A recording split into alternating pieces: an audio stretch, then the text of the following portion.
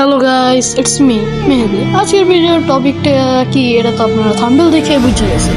তো আজকে আমরা রোস্ট করতে যাচ্ছি রিমো এফএফ কে।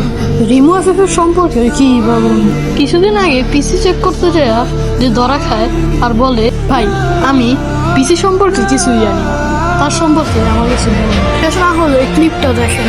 ভাইয়া কসম আমি ব্যাপারে কিছুই জানতাম না। আমার চাচু আসছিল, আমি পিসি সম্পর্কে কিছুই বুঝি না। আপনারা যদি আমার বলেন পিসি এটার মানে কি, আমি কিছু বলতে পারবো না।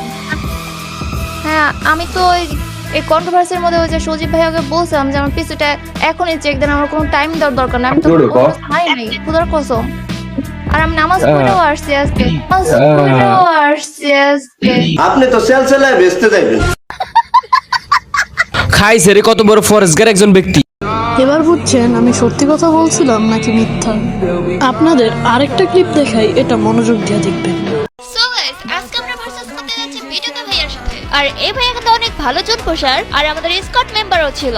আজ হঠাৎ করে দেখে এই ভাইয়া কমেন্ট করছে, আমি আপনাদের জোন পোষার মেনশন দিয়ে কমেন্ট করলাম, আমাকে 7 তো দিতে পারলে গেম খেলাই ছেড়ে দেব। যদিও আমি এইসব কমেন্ট ইগনোর করি, কিন্তু সে তো আমাদের স্কোয়াড মেম্বার, তাই না? তো দেখা যাক ভাইয়া গেম খেলা ছাড়ে কিনা। আর প্রথম রাউন্ডে জোস লেভেলের হেডশট, দ্বিতীয় রাউন্ডে ইএমপির অনলি রেড, কিন্তু এই রাউন্ডে আমরা ওয়ান ট্যাপ মারার ট্রাই করব।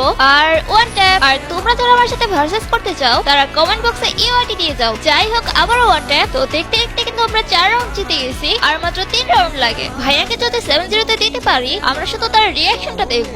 আর এই রাউন্ডেও জোস লেভেলের ওয়ান ট্যাপ, পরের রাউন্ডে ইএমপির অনলি রেড। তো আরেকটা রাউন্ড জিততে পারলেই এই চ্যালেঞ্জ ভার্সেসটা আমরা জিতে যাব। কিন্তু লাস্ট রাউন্ডে ভাইয়া পলান্ডক খেলা শুরু করে দেয়, কিন্তু আমিও কোনো অংশে কম না। এক কোণায় চুপচাপ লুকিয়েছিলাম, আর ভাইয়া বের হওয়ার সাথে টকি হেডশট মেরে দেই। আর ম্যাচ শেষে ভাইয়া বলে, আর হ্যাঁ, ভাইয়া সত্যি লো ডিভাইসে খেলে, সে মিথ্যা বলে নাই। যাকে 7/0 দিয়েছেন সে হলো একটা জোন পোষার।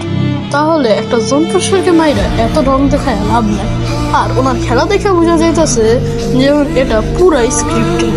মনে আছে যখন M1NX রিমুকে 7/1 হারাইছিল, মানে বুঝতে পারছেন M1NX ও হ্যাক লাগায় আর রিমু হ্যাক লাগায়, এক হ্যাকার আরেক হ্যাকারকে আউট করছি। শুনলাম নাকি রিমুকে যারা রোস্ট করে রোস্টাররা তাকে রোস্ট করে। যেই আমাকে রোস্ট করো আমার কোনো সমস্যা নেই, যেহেতু আমি মুসলিম, আমি এক আল্লাহবাদে কাউকে ভয় পাই না।